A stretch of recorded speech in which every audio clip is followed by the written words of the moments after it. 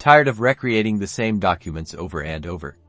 Let's supercharge your Docusign workflow by uploading custom templates. First, log into your Docusign account and navigate to the Templates tab. You'll usually find this at the top of your screen.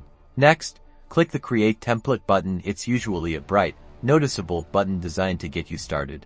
You'll now see options to either upload a document from your computer or drag and drop a file directly into the designated area. Docusign supports various file formats like Word documents and PDFs.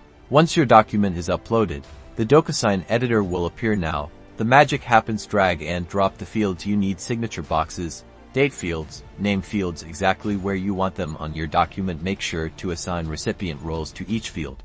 Assigning recipient roles ensures the right people are prompted to fill out the correct information. Use the recipient roles drop-down to define who needs to sign or fill each field. Finally, give your template a descriptive name and add a brief description. This helps you easily find it later. Navigate to Template Properties, usually found on the top left of the interface. To do so, click the Save button, and boom, your custom template is ready to use. Now you can quickly create new documents with all the fields pre-placed, saving you tons of time and ensuring brand consistency. Be sure to like and subscribe for more Docusign tips.